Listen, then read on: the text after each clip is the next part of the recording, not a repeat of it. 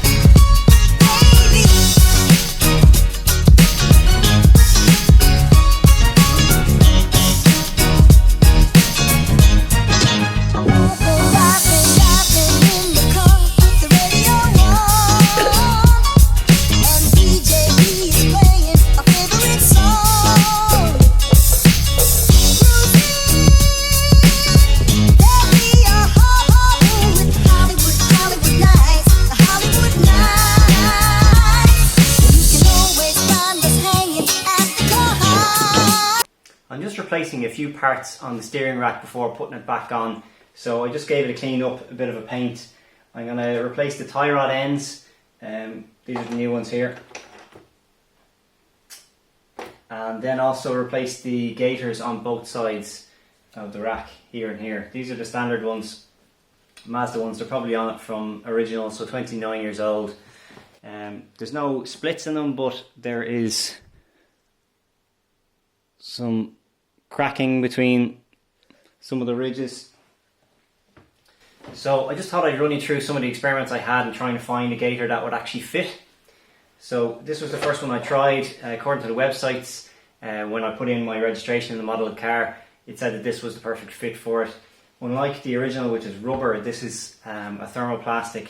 It does have a little bit of flexibility, but it's generally a lot more tough, you know. So what I found was this inner diameter here, to get it slid over onto the rack, it just wasn't wide enough, and there wasn't enough give in it. I tried heating it up with a hairdryer and a few different bits, putting lots of lube on it, trying to get it over, just wouldn't work. All of these gaiters are from a brand called First Line. So the first one was FSG 3240, don't recommend it. The next one then, I went into a Motor Factors with this and tried to get one that would fit as close as possible. This was pretty close, so I thought I'd give it a go, and tried it. I could get it over alright, but it wasn't tight enough to fit. It's too large of a diameter on this side. Same again, it's kind of a thermoplastic. So this one is FSG 3263, again, don't recommend it. So last go I had was to get a more universal fit. Again, it's from First Line, but this one is FSG 4000, and you can cut it to the size that you need. It's actually a rubber, so it's a lot more flexible, and I fitted it on one side here, and it fixes on with two cable ties, and you can just cut it as required. This inside diameter, I thought I was going to have to cut this off, but actually the next step down was too wide, so I just thought this tiny diameter here would stretch over, and it does. So it's a really tight fit. Definitely recommend this one if you're going to change the steering rack gaiters. You got to be the main attraction, just showing off. They say, who'll be the lucky one with the Hollywood nights, the Hollywood nights, those Hollywood nights, those Hollywood nights, me and my baby, those Hollywood nights. Crazy, those Hollywood nights.